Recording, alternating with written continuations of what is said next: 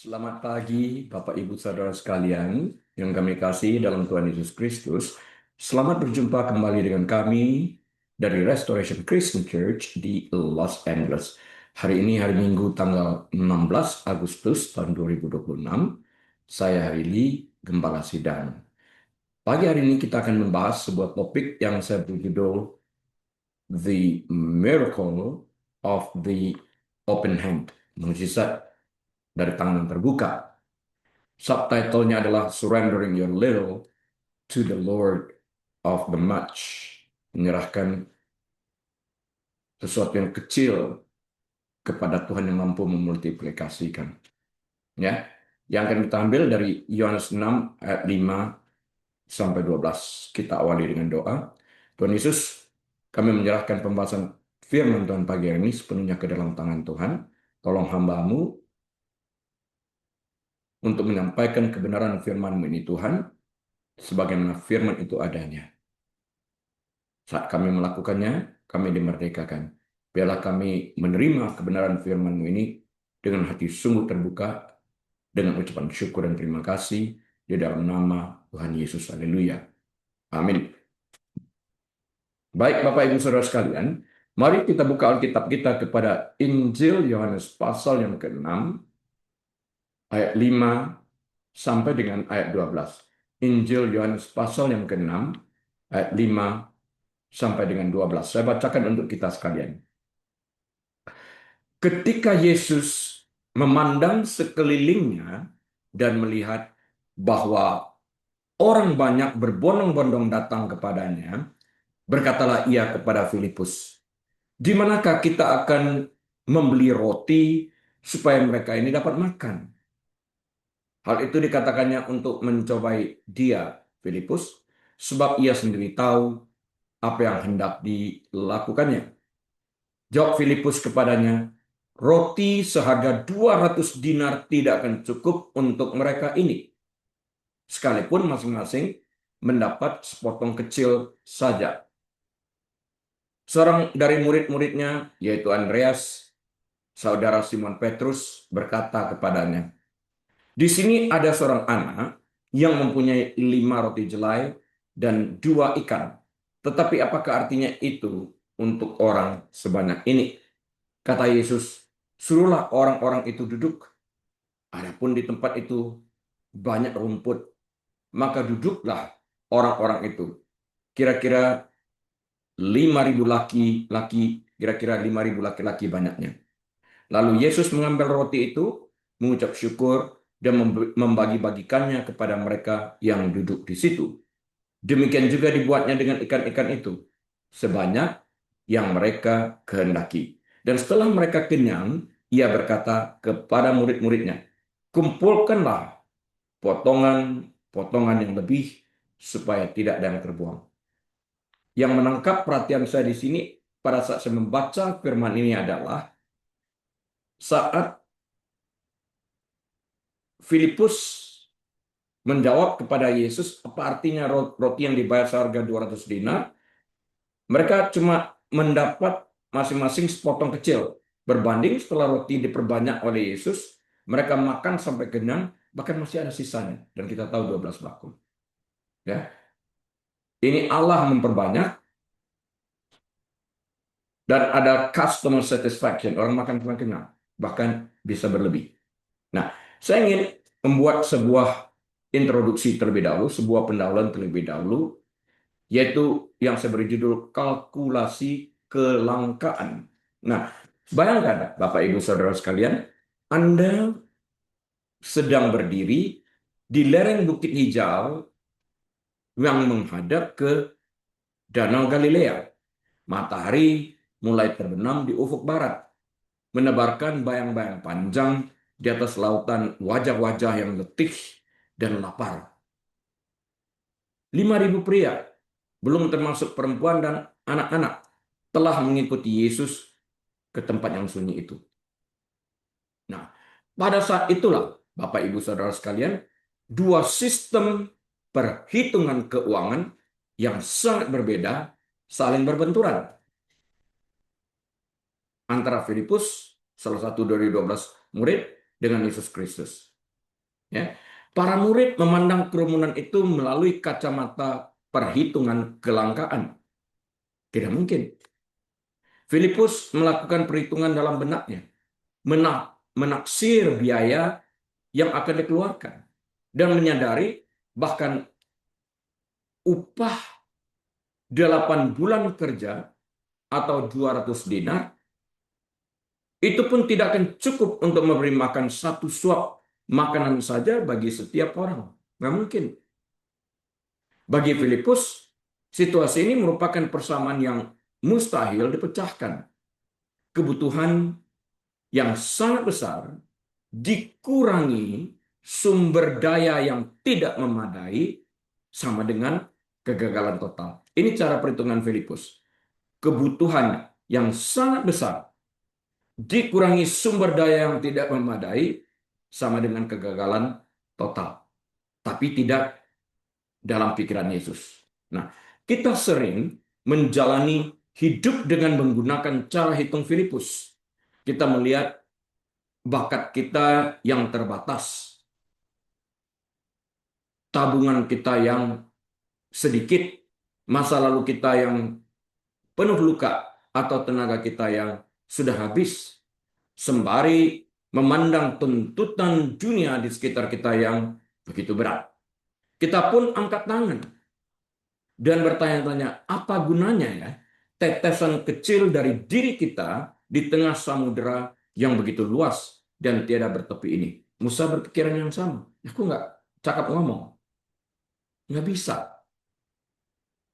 Buktinya dia sanggup mengeluarkan 3 juta orang. Karena dia bersedia dipakai sebagai alat di tangan Tuhan yang memampukan semuanya ini. Namun, saat Filipus berkata demikian, Yesus tidak panik. Dia bertanya kepada Filipus, di mana bisa membeli roti bukan karena dia tidak memiliki solusi, melainkan untuk menyingkapkan keterbatasan perhitungan manusia. Perhitungan manusia mengukur apa yang tidak ada, sedangkan perhitungan ilahi mengukur siapa yang hadir. Karena yang ilahi juga dapat membuat yang tidak ada menjadi ada. Nah, di tengah kerumunan, orang-orang yang mengalami kelaparan ini, hanya ada satu orang yang membawa sesuatu. Seorang anak laki-laki yang tidak disebutkan namanya. Jadi kita akan melihat poin yang pertamanya, isi keranjang seorang anak laki-laki yang memiliki 5 roti dan 2 ikan. Nah, perhatikan apa yang ada di dalam keranjang anak itu. 5 roti jelai dan 2 ikan. Jelai bukanlah roti gandum halus berkualitas tinggi atau yang biasa disantap orang kaya. Itu adalah roti kering bertekstur kasar bagi kaum papa, bagi kaum miskin. Jenis biji-bijian termurah yang tersedia di Yudea kuno pada saat itu. Terlebih lagi, ikan-ikan itu bukanlah potongan daging ikan pilihan, bukan file. Kata Yunani yang digunakan di sini merujuk pada ikan kecil yang dikeringkan dan diasinkan, yang berfungsi sebagai pelengkap rasa asin agar roti jelai yang kering itu lebih enak dimakan dan mudah ditelan. Ini sama sekali bukan sebuah perjamuan istimewa. Ini hanyalah bekal makan siang yang sederhana milik seorang anak kecil dari keluarga yang miskin. Ketahuan dari jenis makanan yang dibawanya. Disinilah letak sebuah kenyataan rohani yang penting. Sebutir benih yang tersimpan di dalam karung goni hanyalah tetap sekedar benih kecil yang terisolasi. Namun benih yang sama itu, Bapak Ibu Saudara sekalian, jika ditanam di tanah yang subur, dapat menghasilkan hutan yang luas. Ya kan? Saat digenggam erat oleh tangan manusia, 5 roti dan 2 ikan itu hanyalah makanan sederhana seorang anak. Namun diserahkan ke dalam tangan Yesus, bekal yang sama itu berubah menjadi kelimpahan yang luar biasa bagi ribuan orang, bahkan masih bersisa. Anak itu tidak menahan diri karena merasa malu. Ia tidak berdalih bahwa roti jelainya terlalu kering dan ikannya terlalu kecil untuk memberikan dampak yang berarti bagi begitu banyak orang. Orang yang seperti lautan manusia, banyaknya 5.000 laki-laki, belum termasuk wanita dan anak-anak. Mungkin sekitar 15 ribuan orang. Ia hanya membuka tangannya dan menyerahkan apa yang dimilikinya sepenuhnya kepada Yesus. Untuk memahami sepenuhnya makna mujizat yang terjadi di perbukitan Galilea itu, kita harus melihat melampaui kerumunan orang dan mencermati apa sebenarnya yang ada di dalam keranjang anak-anak laki-laki tersebut. Saat Yohanes mencatat kisah ini, ia menyertakan detail budaya dan bahasa yang spesifik yang tidak dicantumkan oleh para penulis lainnya. Dia menggunakan kata yang spesifik, dia diungkapkan dalam bahasa Yunani. Detail-detail itu mengungkapkan bahwa Kristus tidak melakukan mujizatnya menggunakan barang-barang mewah.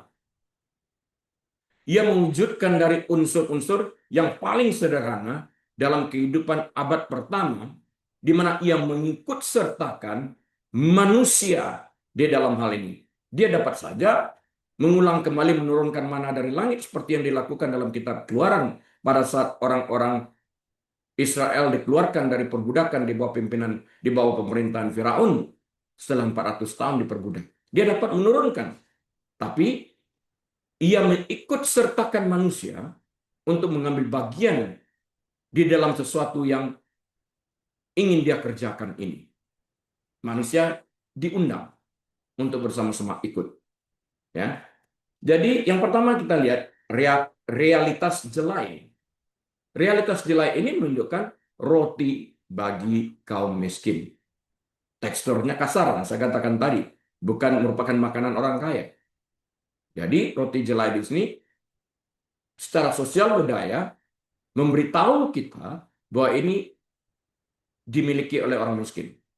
Sementara Matius, Markus, dan Lukas hanya menulis bahwa anak itu membawa roti. Yohanes secara khusus menyebutkan bahwa itu adalah roti jelai. Bahasa Yunani yang dipergunakan Yohanes adalah kritinos. Ini bukan sekedar detail biasa, hal ini menggambarkan latar belakang sosial ekonomi pada saat itu. Nah, Yohanes perlu kita ingatkan, menuliskan Injilnya berdasarkan pengamatannya. Ya. Jadi dia menuliskan berdasarkan pengamatannya dan dicantumkan secara detail sehingga orang mengerti bahwa mujizat yang dilakukan itu merupakan tanda yang merujuk pada akhirnya kepada pribadi Yesus Kristus itu sebagai anak Allah, Sang Mesias. Selalu dia mengarahkan ke sana bagi segenap pembacanya. Ya. Di dunia Mediterania kuno, gandum dalam bahasa Yunani disebut sebagai sitos adalah biji-bijian berharga yang diperuntukkan bagi orang kaya. Hari-hari perayaan dan hidangan istimewa, mereka mempergunakan gandum.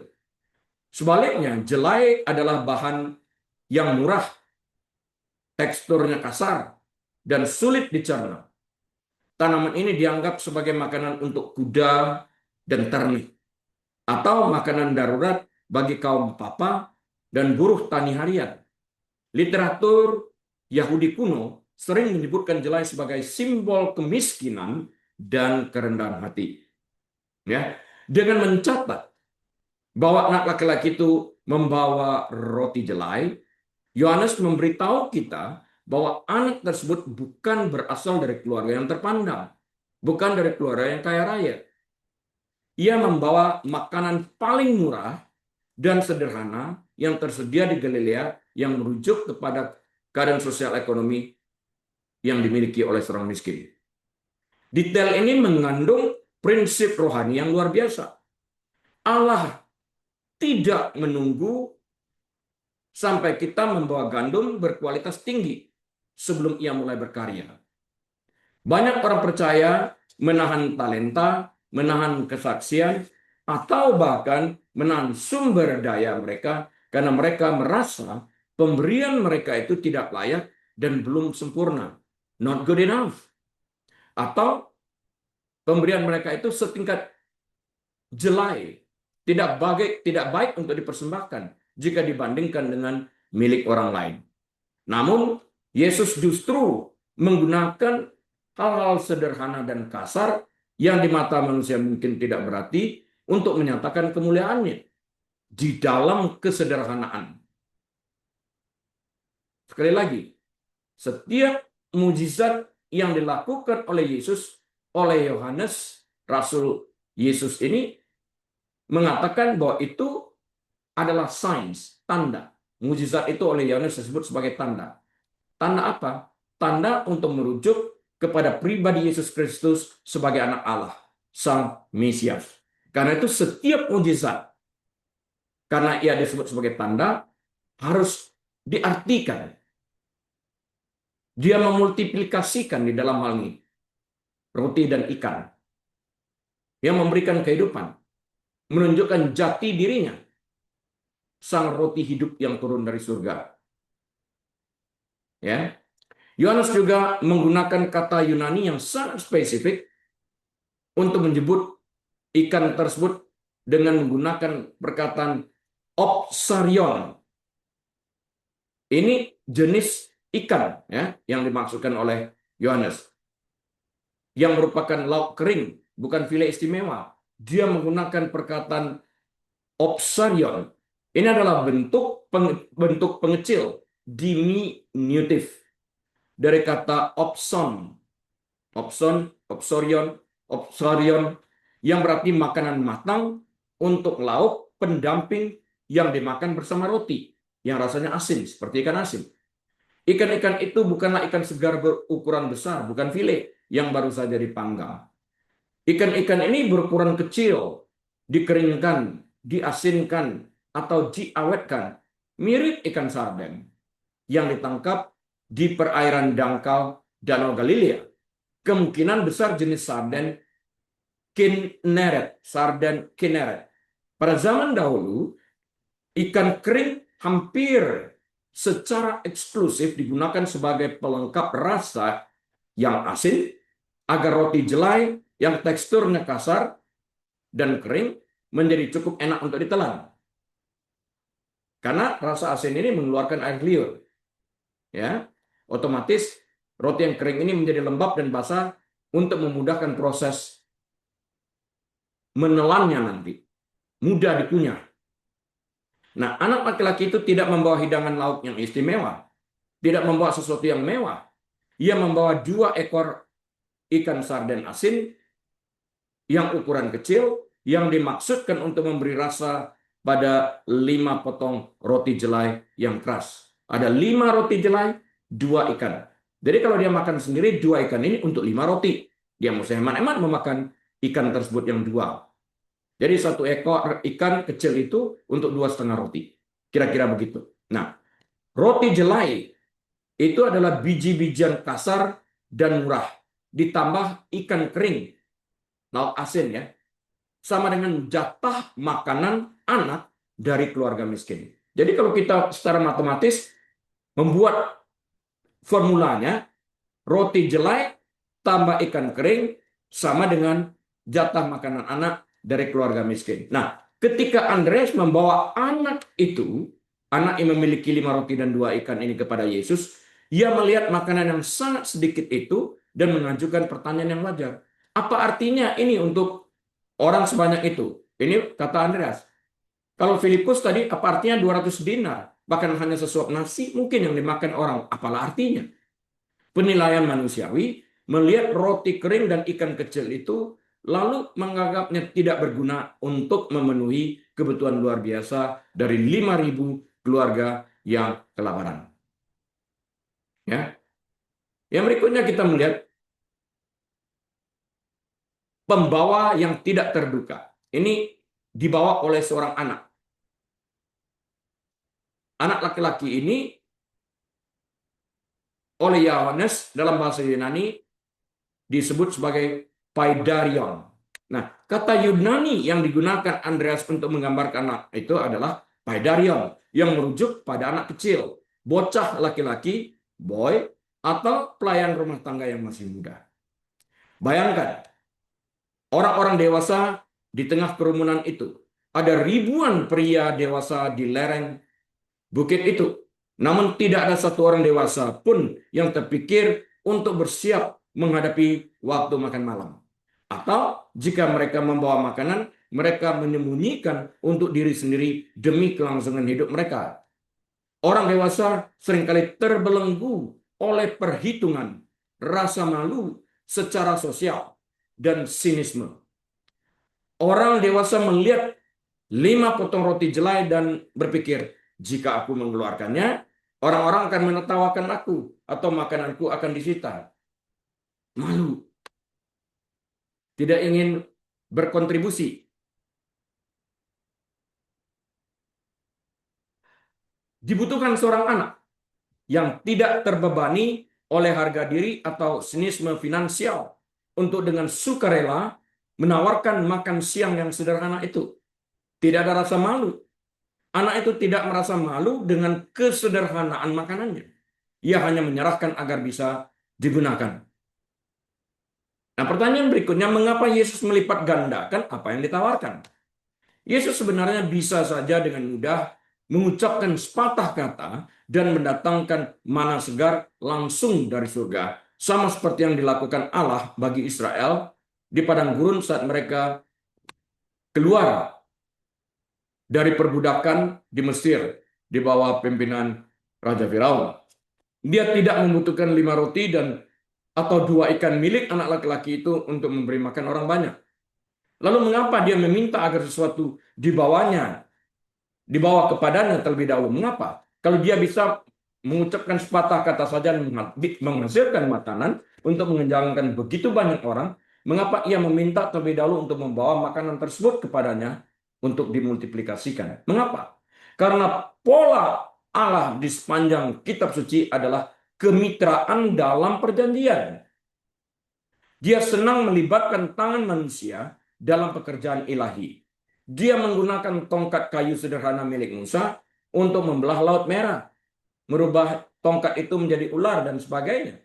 Dia menggunakan umban gembala milik Daud untuk menumbangkan Goliat. Dan di lereng bukit ini, dia memilih roti jelai milik seorang anak laki-laki miskin untuk memberi makan ribuan orang. Nah, kemiskinan bukan merupakan faktor penghalang untuk dipakai Tuhan menjadi berkat. Tapi kesiapan kita. Bersediakah kita menjadi sarana, alat di tangan Tuhan untuk melihat kemuliaan Tuhan dinyatakan.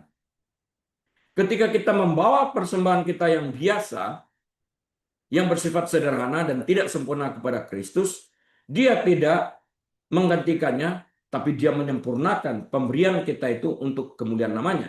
Dia menguduskannya dan melipat gandakannya. Apa yang terasa tidak berarti di tangan Anda menjadi sangat berdaya guna begitu menyentuh tangan Kristus. Sekali lagi, apa yang terasa tidak berarti di tangan Anda menjadi sangat berdaya guna begitu menyentuh tangan Kristus. Ya.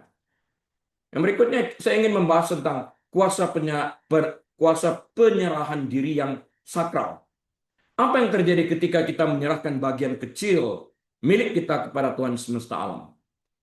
Yang pertama, Dia, Allah, menerima apa yang kita persembahkan dari hati yang tulus. Yesus tidak menolak persembahan yang kecil. Ingat, Yesus tidak menolak persembahan yang kecil. Dia tidak menuntut Anda membawa jamuan istimewa.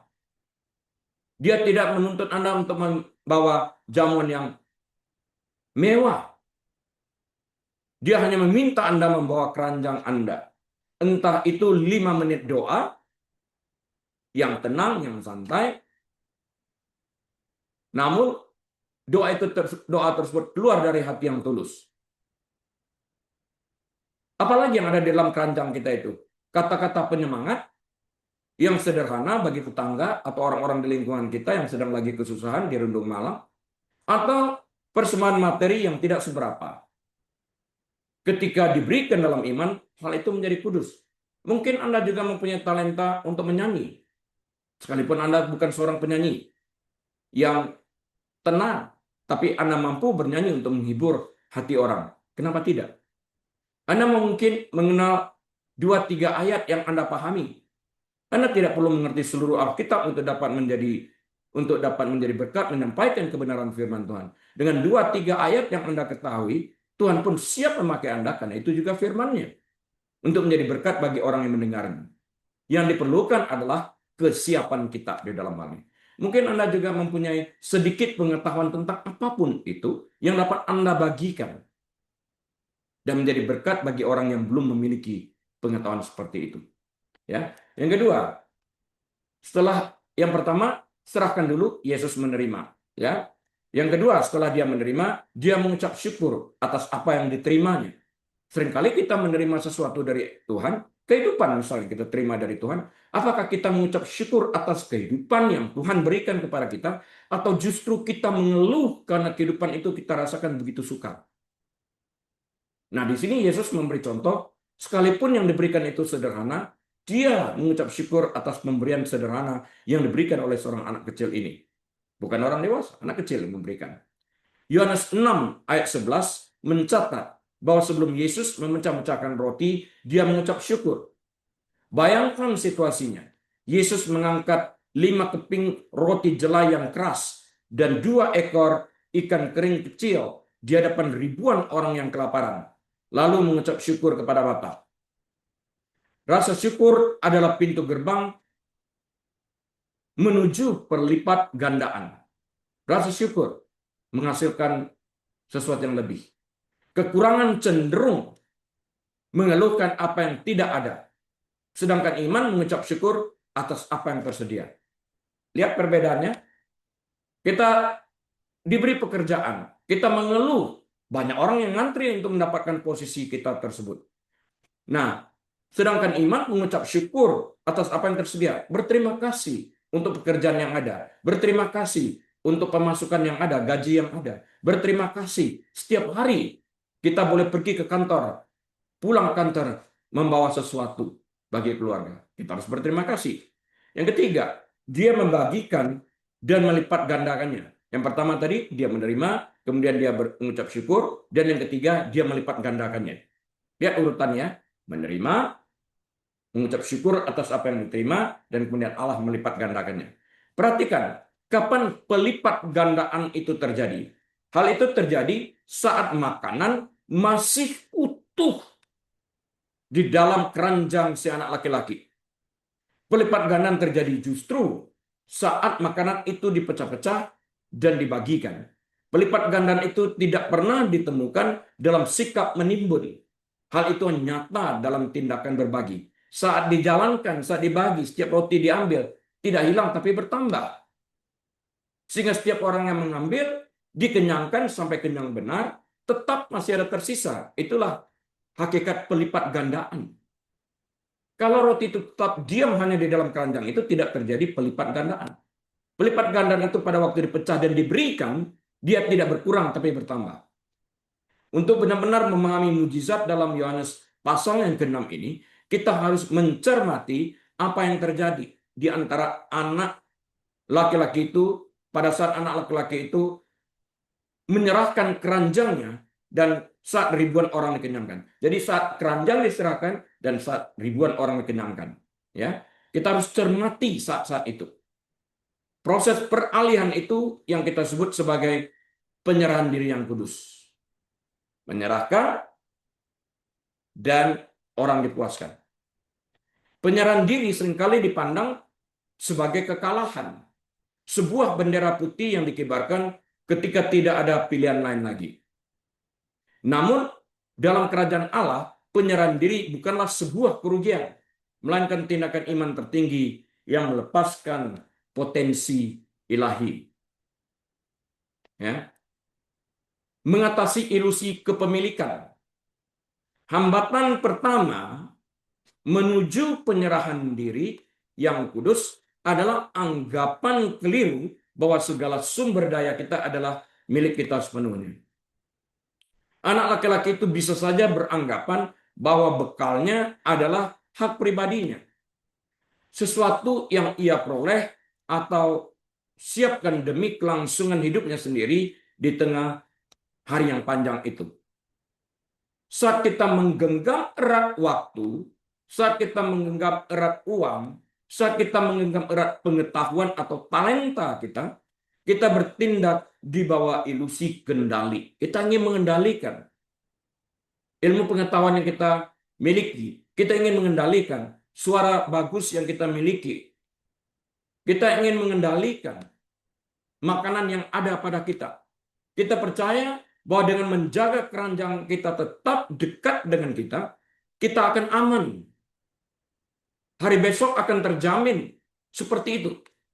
Namun, mempertahankan sumber daya yang terbatas dengan kekuatan sendiri hanyalah akan memberi efektivitas sebatas kemampuan manusiawi kita semata. Ya, bayangkan jika seorang dokter menahan ilmunya hanya untuk dirinya sendiri dan dibawa mati. Setelah itu selesai, nggak ada.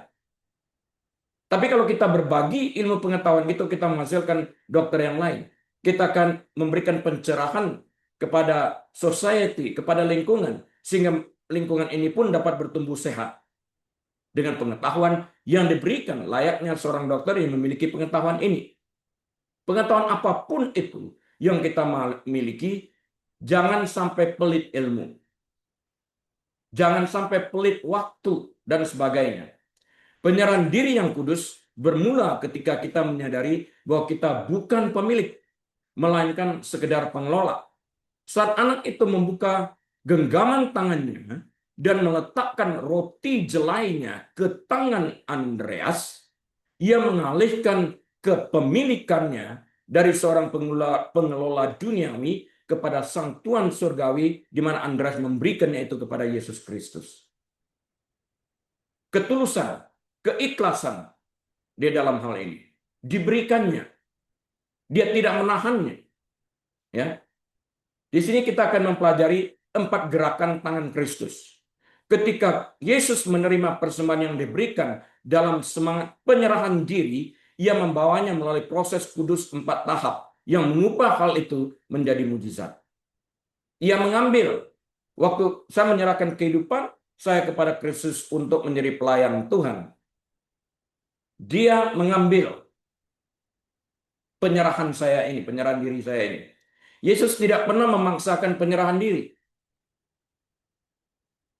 Tidak pernah. Ia menantikan persembahan yang diberikan secara sukarela. Saat anak itu menyerahkan bekalnya, Yesus tidak mencela betapa tidak memadainya 5 roti kering untuk ribuan orang. Ia menerimanya dengan penuh rasa hormat. Kristus menyambut persembahan kita yang kecil, sacrifice, yang sifatnya sekalipun menurut ukuran manusia tidak sempurna dan rapuh, tanpa sikap merendahkan, dia menerimanya. Ia menerima apa yang kita persembahkan dengan ketulusan hati. Saya masih ingat awal-awal pelayanan saya. Saya memulai sebelum saya membaca habis seluruh Alkitab. Saya mulai dengan pelayanan pelepasan yang datang mendadak saja tanpa saya cari-cari di gereja. Ada orang kesurupan. Saya mengerti 2 ayat, 3 ayat. 2 ayat, 3 ayat itu yang saya pergunakan untuk mengusir setan-setan. Dengan 2 ayat, 3 ayat tersebut saya mulai menginjil. Dan ini bertambah. Apapun jumlah ayat yang diberikan kepada saya dengan setia dilakukan, akan membuahkan sesuatu di dalam kehidupan orang lain. Ya, yang mengambil. Ia mengucap syukur atas apa yang diterimanya. Kalau saya menyerahkan ilmu pengetahuan saya untuk membantu orang lain, kalau sekarang dalam dunia konseling, yang termasuk di dalam memberikan pengarahan tentang kesehatan, Tuhan mengambil ini, menerimanya, dan memperbanyak ilmu pengetahuan ini di dalam kehidupan orang-orang yang menerimanya. Sehingga mereka sebaliknya dapat mempergunakan pelajaran yang mereka terima untuk menjadi berkat juga bagi orang lain. Ya. Namun Yesus tidak pernah memaksakan penyerahan diri.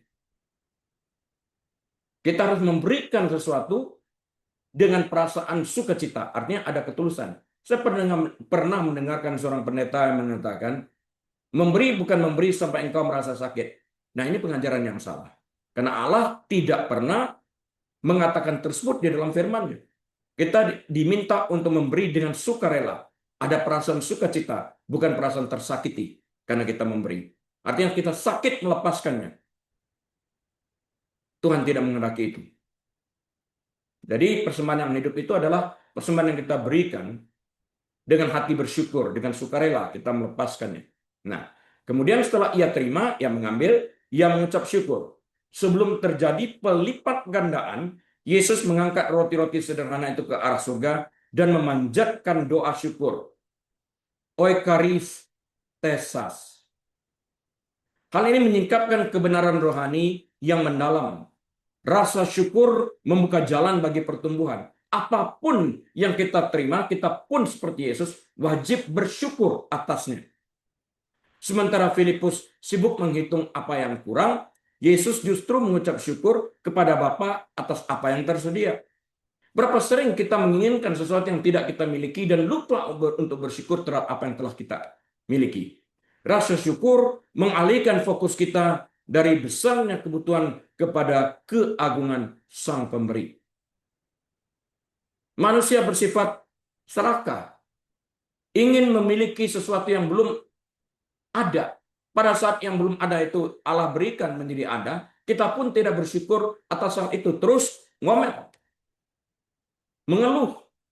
Coba kita memulai memberikan ucapan syukur di kala bangun pagi hari, bahwa kita masih bernapas, memiliki kesehatan, kita dapat bekerja pada hari itu, kita memiliki keluarga, bagi yang sudah berkeluarga atau yang belum berkeluarga, memiliki pekerjaan atau masih pergi ke sekolah, kita bersyukur untuk hari itu. Karena banyak orang yang menginginkan apa yang kita miliki tersebut. Mengapa tidak mengucapkan syukur supaya pelipat ganda melalui ucapan syukur itu terjadi atas kehidupan kita? Ini kan pengajarannya seperti gitu. Daripada Tuhan berkati aku, padahal Tuhan sudah memberkati dengan memberikan pekerjaan, dan kita lupa mengucapkan syukur atas penyediaan Tuhan dalam bentuk pekerjaan ini. Setelah dia mengambil, dia mengucap syukur, dia memecah-mecah. Ini seringkali menjadi bagian paling menyakitkan dari mukjizat tersebut. Untuk memberi makan 5.000 orang laki-laki, belum termasuk wanita dan anak-anak, kelima roti itu harus dipecah-pecah. Roti yang utuh tetaplah satu kesatuan. Namun roti yang dipecah-pecah dapat dibagikan. Dalam hidup kita, Allah seringkali mengizinkan rencana kesombongan atau sikap mengandalkan diri sendiri kita dipatahkan oleh kasih karunia-Nya, agar kasih karunia-Nya dapat mengalir melalui celah-celah tersebut untuk memberkati orang lain. Kalau sebutir gandum disimpan, tidak akan menghasilkan apa-apa. Dia akan tetap ada satu butir yang kita simpan. Tapi kalau ditanamkan, dia mati untuk bertumbuh menghasilkan begitu banyak. Ya, setelah dia menerima, dia mengucap syukur, dia membagi-bagi, dia memecah-mecah, dan kemudian membagi-bagikannya. Harus dipecah dahulu, kemudian dibagikan. Pelipat gandaan itu tidak terjadi dalam sekejap mata layaknya sambaran kilat dramatis yang menyambar tumpukan roti yang diam tak bergerak. Tidak, pelipat gandaan itu terjadi saat roti yang telah dipecahkan tersebut dibagikan. Peristiwa itu berlangsung secara dinamis, sepotong demi sepotong. Saat para murid melangkah ke tengah kerumunan dan membagikan makanan itu kepada keluarga-keluarga yang kelaparan. Mujizat itu tersingkap melalui tindakan memberi. Apapun yang kita berikan. Saat kita memberikan diri kita dipakai sebagai alat, Tuhan pun menerima diri kita ini sebagai persembahan yang hidup dan kudus. Dan Tuhan melipat gandakan kemampuan kita itu. Pengetahuan kita ini dapat dilipat gandakan oleh Tuhan untuk menjangkau orang-orang yang membutuhkan untuk mendengar apa yang belum mereka ketahui. Nah, paradoks matematika kerajaan itu berbeda. dengan matematika duniawi ini. Penyerahan diri yang tulus menyingkapkan perbedaan mendasar antara matematika manusia dan matematika ilahi. Logika manusia menyatakan bahwa pengurangan akan mengurangi apa yang kita miliki. Pengurangan akan mengurangi apa yang kita miliki. Itu kan dinamika matematik manusia. Logika ilahi menunjukkan bahwa ketika kita mengurangi persediaan kita sendiri untuk diberikan kepada Allah, Dia melipat gandakan sisanya secara tidak terhingga.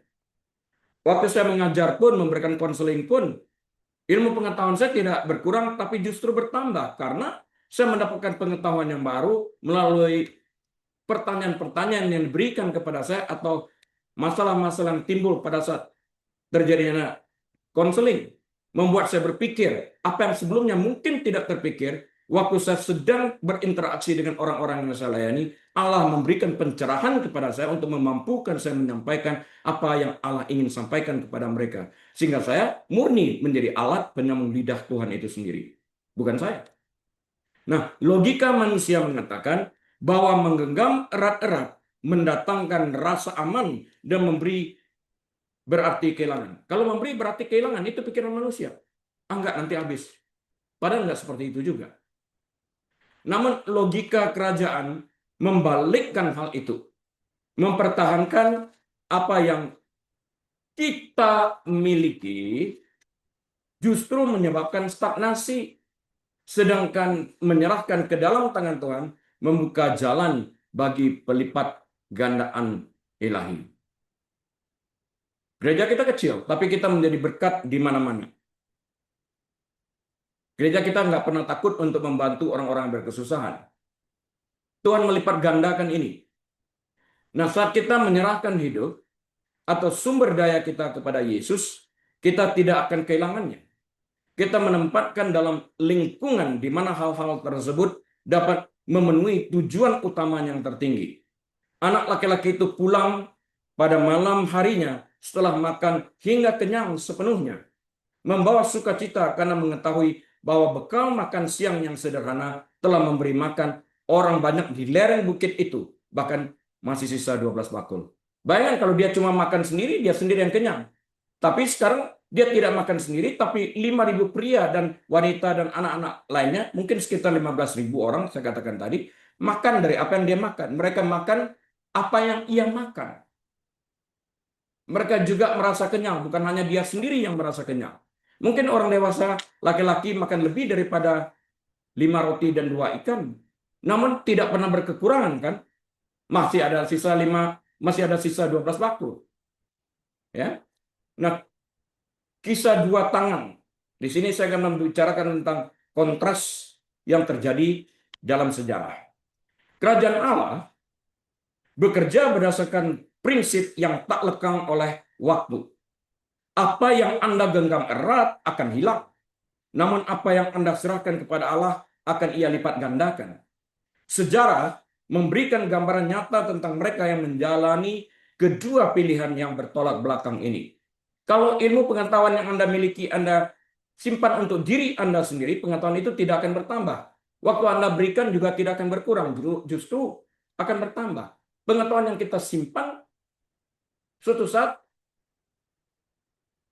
mau diapakan sewaktu kita telah meninggal dunia.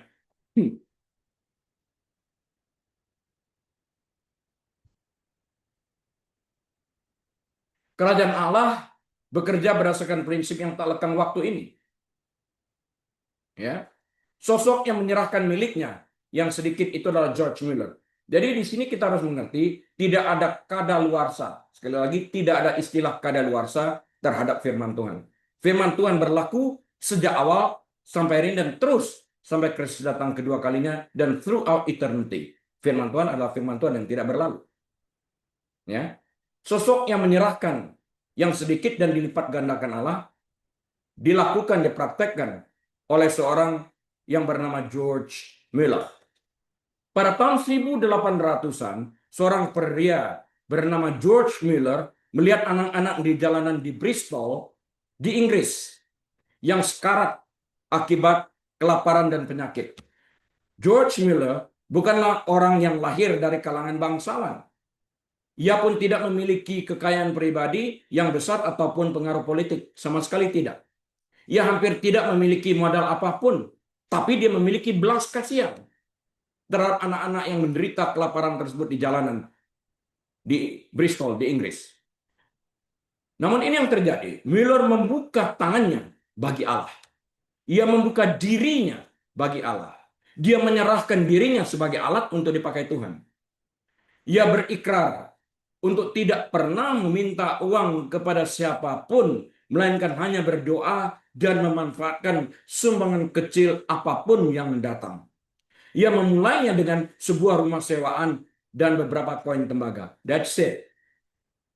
Sepanjang hidupnya, Allah melipat gandakan roti jelai tanda petik roti jelai awal milik Miller. Roti jelai awal tanda petik di sini karena bukan benar-benar roti jelai seperti yang ada dalam Alkitab, tapi itu talenta yang dimilikinya dan 2 koin logam yang dimilikinya. Ya, hingga melampaui daya bayang manusia.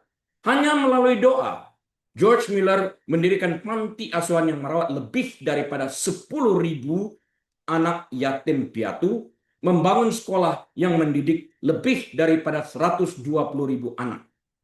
Kita bertanya bagaimana mungkin? Serta menyebarkan jutaan Alkitab ke seluruh dunia. Ia hidup untuk melihat jutaan pound sterling mengalir melalui tangannya tanpa pernah menyimpannya untuk diri sendiri, melainkan senantiasa membiarkan Kristus melipat gandakannya untuk memberi makan orang lain. Jangan menahan apa yang kita terima tersebut. George Miller membuktikan bahwa ketika seorang menyerahkan sumber daya mereka yang terbatas kepada Allah, yang mampu memberikan makan satu generasi. Sosok yang menolak seorang pribadi yang bernama Hattie Green. Sebaliknya perhatikanlah kehidupan Hattie Green yang pada akhir abad ke-19 dan awal abad ke-20 dikenal sebagai penyihir Wall Street, witch of Wall Street, dukun Wall Street, penyihir Wall Street. Hattie lahir dalam keluarga kaya dan merupakan salah satu pemikir keuangan paling brilian di zamannya. Ahli ekonomi. Ia mengumpulkan kekayaan besar bisa senilai lebih daripada 100 juta dolar pada abad ke-19 tersebut yang setara dengan miliaran dolar saat ini, hari ini jika kita kursuskan itu. Kita kurskan itu. Dan menjadikannya wanita terkaya di Amerika pada zamannya di abad ke-19 tersebut. Miliarder pada hari ini. Ya. Namun Hattie hidup dalam ketakutan paranoid yang melumpuhkan akan ketakutan terjadinya kekurangan. Padahal dia seorang milioner. Ia menolak untuk membuka tangannya bagi siapapun. Ia tinggal di apartemen murah tanpa pemanas ruangan. Dia rela tinggal di dalam ruangan yang dingin. Mengenakan gaun hitam yang sudah usang, yang sama hingga akhirnya hancur. Serta menyantap oatmeal yang dingin dan dihangatkannya di atas radiator karena ia enggan mengeluarkan uang untuk menyalakan kompor gasnya. Nggak mau. Berapa uang mesti dikeluarkan? Begitu pelitnya. Tragisnya, ketika putranya yang masih kecil mengalami cedera kaki. Bayangkan putranya mengalami cedera kaki. Hattie menghabiskan waktu berhari-hari mencari klinik gratis bagi kaum miskin alih-alih membayar dokter. Bayangkan pelitnya seperti itu. Anak sendiri loh, ini darah dagingnya. Akibat penundaan tersebut, kaki anak tersebut mengalami gangren, membusuk, dan akhirnya harus diamputasi. Lihat pikirannya.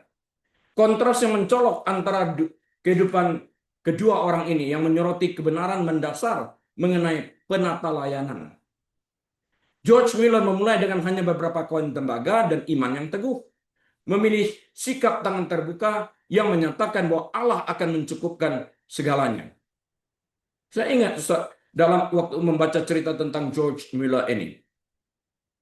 Dia ajak anak-anak berdoa di meja makan, padahal makanan nggak ada. Pada waktu ia mengatakan amin, terdengar pintunya diketok. Ada gerobak yang patah rodanya. Dia menyerahkan seluruh tepung gandum, menyerahkan roti, sehingga anak memiliki makanan, telur, semuanya. Dan ada lagi yang orang lain menyumbangkan begitu banyaknya susu, sehingga anak-anak mendapatkan makanan lebih daripada cukup pada hari itu. Kepercayaannya terhadap kuasa penyediaan dari Tuhan. Karena dia sudah terlebih dahulu menyerahkan apa yang dimilikinya. Tuhan melipat gandakan ini. Nah, Allah memakai kepercayaan diri George Miller ini yang rendah hati untuk memberikan makan lebih daripada 10.000 anak yatim piatu dan membangun warisan global yang abadi. Sekolah menampung 120.000 orang throughout pelayanannya. Begitu banyaknya. Di sisi lain, Hetty Green memiliki aset liquid bernilai jutaan dolar, ratusan juta, namun menjalani hidup dengan genggaman tangan yang erat dan pola pikir yang terbelenggu oleh ketakutan, bahkan tidak mau mengeluarkan uangnya untuk anaknya yang sedang mengalami infeksi pada kaki sampai menimbulkan gangren dan dipotong, diamputasi. Karena dia ingin mencari dokter yang gratis. Akibatnya yang menimbun kekayaan miliaran dolar, hidup dalam kesengsaraan yang mendalam, dan tidak meninggalkan warisan rohani apapun. Mula meninggal dalam kelimpahan kasih karunia Allah, dan rasa syukur ribuan orang dikenang sampai hari ini. Sementara Hetty Green meninggal dalam kemiskinan sekalipun ia kaya, kemiskinan batin, meskipun memiliki tumpukan emas yang luar biasa banyaknya. Ada istilah pepatah di Indonesia, ayam mati di lumbung padi. Kok bisa? Nah, kesimpulannya apa? Apa yang ada di dalam keranjang kita pada hari ini? Kisah tentang anak laki-laki dengan bekal makan siang meninggalkan sebuah pertanyaan yang menggugah hati. Apa yang kita tahan untuk tidak kita berikan karena kita menganggapnya terlalu kecil? Aku belum cakap untuk melayani. Aku belum pintar bernyanyi. Aku belum pintar untuk memberikan nasihat ini dan itu. Aku hanya punya 5 dolar dan sebagainya. Anda mungkin merasa bukan seorang pembicara yang fasih. Namun Musa pun merasakan hal yang sama, bukan? Aku orang yang tidak cakap bicara, katanya. Ada Harun, Tuhan katakan. Allah menggunakan tongkat kayu Musa yang sederhana untuk membelah Laut Merah dan menatakan air dari batu karang. Anda mungkin merasa iman Anda rapuh, namun Yesus mengingatkan kita bahwa iman sekecil biji sesawi pun dapat memindahkan gunung yang sangat besar. Anda mungkin memandang hidup Anda dan melihat kisah-kisah yang penuh luka, karunia yang sederhana, atau waktu yang terbatas. Ingat, Anda disembuhkan untuk menjadi saluran berkat bagi orang yang membutuhkan kesembuhan yang sama melalui apa yang telah Anda pelajari. Tuhan yang mempunyai tuayan tidak menuntut kesempurnaan Anda. Dia menantikan kesediaan Anda. Jangan sampai ada tetangga yang kelaparan, kita tutup mata. Jangan sampai. Bawalah roti jelai Anda yang kering. Bawalah ikan-ikan kecil Anda yang kecil itu yang mungkin menurut Anda tidak berarti. Bawalah talenta Anda seberapapun kecilnya dan letakkanlah semuanya ke dalam tangan Yesus yang kudus dan penuh bekas luka. Dia akan mengucapkan syukur atas itu dan melipat gandakannya. Saksikanlah dia mengangkatnya ke hadirat Bapa di surga, mengucap syukur atas hidup Anda dan memecah-becah apa yang telah Anda persembahkan agar hal itu menjadi jamuan berkat bagi dunia yang sedang kelaparan. Amin. Mari kita berdoa. Tuhan Yesus, hamba-Mu sudah selesai membahas kebenaran firman ini. Biarlah Tuhan terus berbicara melalui Roh-Mu yang kudus kepada setiap orang yang mendengar, juga melalui YouTube. Jemaat yang dikasihi Tuhan, mari kita buka pintu hati kita dan angkat kedua tangan. Terimalah berkat Tuhan. Tuhan memberkati engkau dan melindungi engkau. Tuhan menyinari engkau dengan wajahnya dan memberi engkau kasih karunia. Tuhan menghadapkan wajahnya kepadamu dan memberi engkau damai sejahtera. Tuhan membuat engkau menjadi kepala, bukan ekor, naik, tidak pernah turun. Diberkati saat engkau masuk, diberkati saat engkau keluar. diberkati bakulmu, diberkati tempat adonanmu. Apapun yang kau kerjakan dengan kedua tanganmu, Tuhan yang membuat kau berhasil. Dan biarlah kita membuka lembaran waktu kita dengan hati penuh dengan ucapan syukur dan terima kasih. Dengan hikmat marifat dari Allah Bapa, damai sejahtera dari Tuhan Yesus, dalam persekutuan yang manis dan erat bersama dengan Tuhan Allah Roh Kudus saat ini, bahkan sampai selama-lamanya. Yesus Tuhan datang kali kedua yang menyebut kita semua yang percaya kepadanya. Semua umat Tuhan menerima berkat berkata, amin. Baik, Bapak, Ibu, Saudara sekalian, atas izin Tuhan, kita akan berjumpa kembali minggu depan. Dari Los Angeles, saya mohon diri. Shalom.